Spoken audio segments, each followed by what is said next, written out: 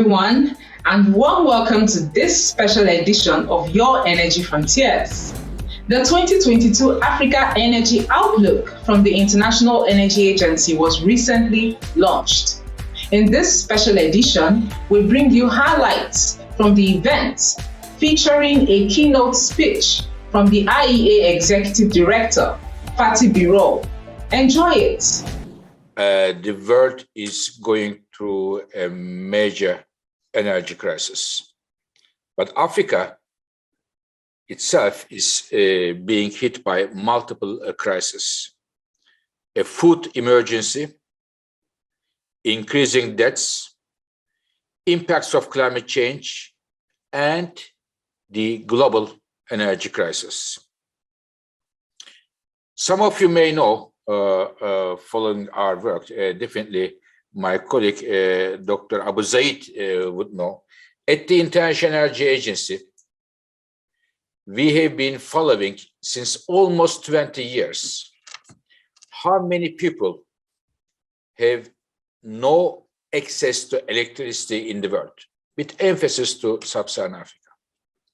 And in the last 10 years, we have seen, despite the population growth, number of people who had no access to electricity was declining. Good news we have been seeing. But last year, as a result of COVID and its impact on the economy and the affordability of the citizens and governments, we have seen for the first time this declining trend unfortunately reverse, and there was an increase in the number of people who did not have access to electricity. And this year, given the current situation I just mentioned about Africa, I wouldn't be surprised that this rather worrying trend would increase, would continue, and the number of people who don't have access to electricity would increase. This is something very worrying for us. And I mentioned the climate change. I will come to that in a moment, but let me share with you one number which can also help us to steer our debate.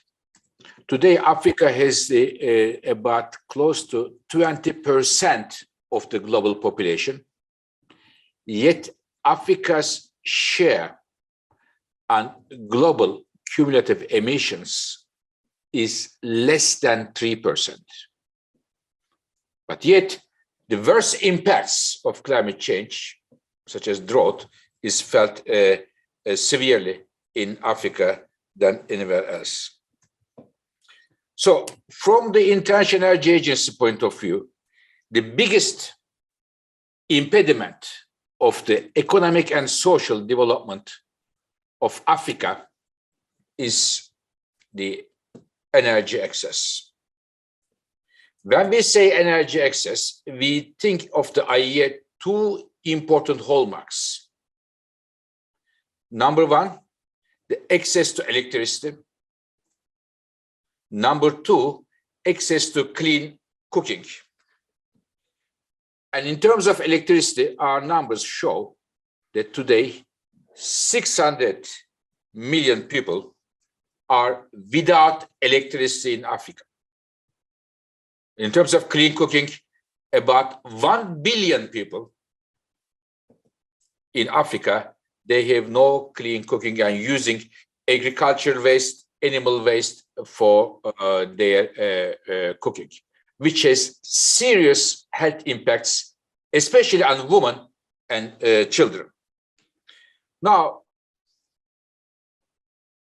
we asked ourselves, how much would it cost to solve both of this problem, namely providing electricity to all the Africans and providing clean cooking, modern cooking services to all Africans? Put them together, how much would it cost and what does it mean?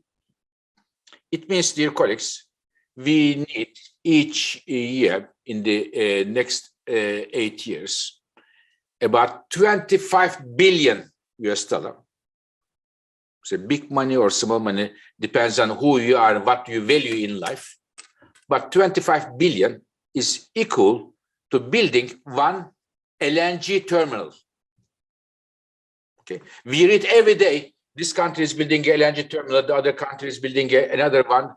Two of them are coming, and just the amount of money to build one LNG terminal, 25 billion, you can provide full access to African people, African families. When it comes to electricity, talking about electricity, Africa has huge renewable potential. I think it wouldn't be wrong or a major exaggeration to say that the future of African electricity will be dominantly renewable energies, especially solar. About 40% of the global solar radiation comes to Africa, but yet only 1% of the global solar electricity capacity is in Africa. The amount of solar electricity capacity and huge solar, and think of the continent, is equal to the solar electricity capacity in Netherlands, much smaller than Africa in terms of size. And I'm sure you will agree with me, less sunny than Africa.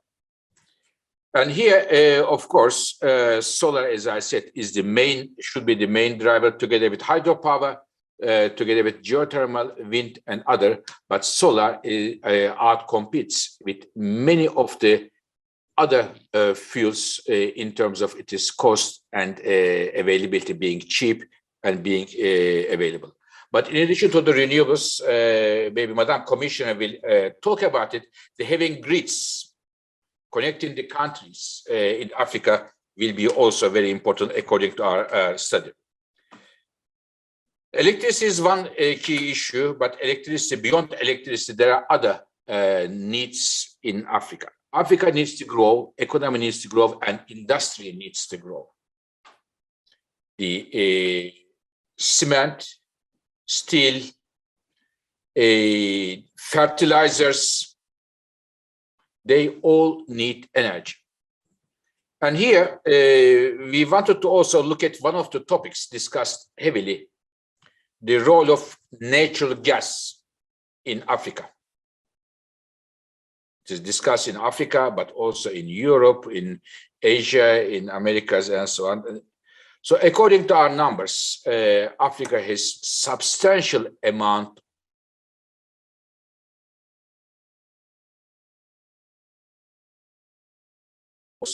and these reserves are in different countries. And I asked my colleagues to calculate if all this discovered but not yet developed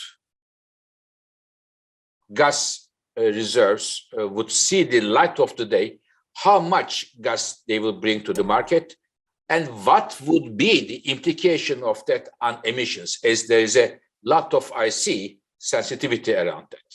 And how would it change the affect our fight against climate change? So my colleagues came with the answer that if those deposits are to be developed, they will bring about 90 BCM of additional gas to the markets.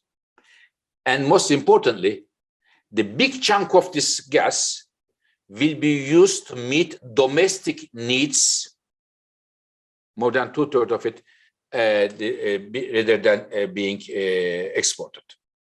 Because the needs, as I mentioned, in different sectors, it is huge for the industry and for the destination purposes. And the impact on the emissions. As I mentioned, today, the share of Africa in the total global emissions is 3%. If all these gas fields to be developed, which is a big if, emissions would come to from 3% to less than 3.5%, which is still very, very small.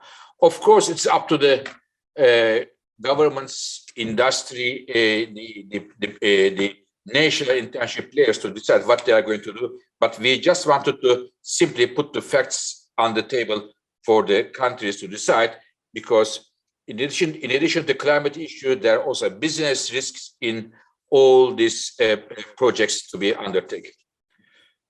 So, dear colleagues, I would like to finish my words by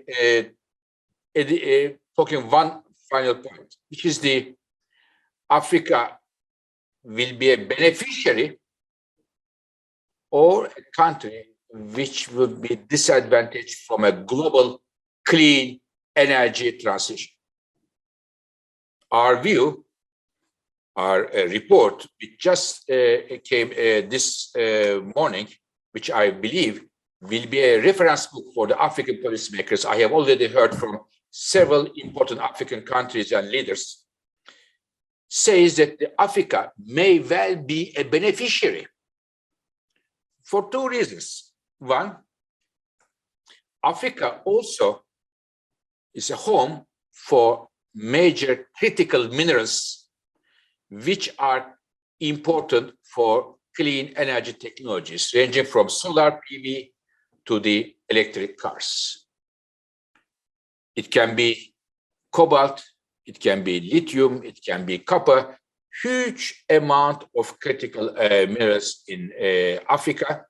And when we look at the top 3 critical minerals, 40% of the deposits are in Africa. And we can expect that the revenues coming from with the increasing prices of these critical minerals, revenues from Africa, if the cards are played well, can be an important revenue generator. But of course, there is a homework for African governments to do here, from improved geological surveys to improved transportation means, also to the paying enough attention to the social and environmental planning of those projects. And also, huge amount of renewable resources mean big promises for green hydrogen.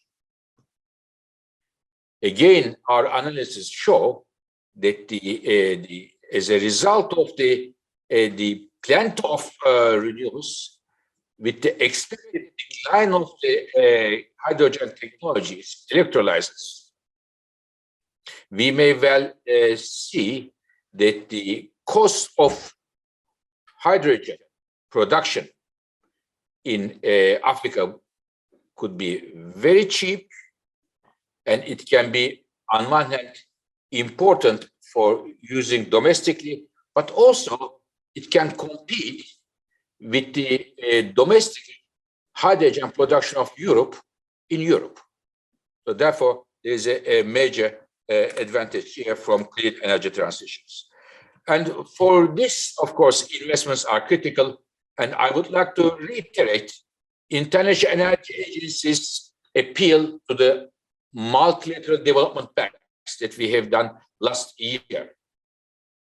In our view, the MDBs, international financial institutions, should take the clean energy investment mobilization, their support as an absolute priority. And we are not seeing this yet happening. And it is the reason we think there is a need to increase concessional finance to Africa, which can help to leverage private capital as well. Dear colleagues, Africa will convene a major international event, Egypt, COP27.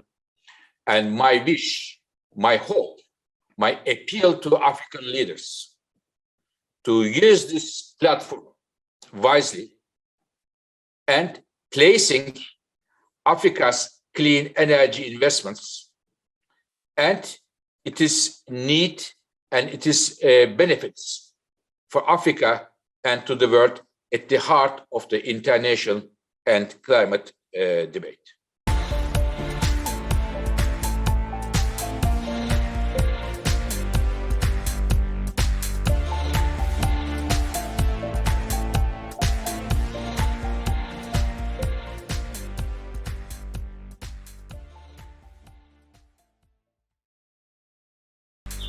And that is the package for this edition of Your Energy Frontiers.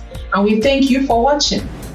You can follow the show on the Frontier Africa Reports website and across all our social media handles, as shown on the screen. It is goodbye from me, Omana Okonkwo, and I will see you next time.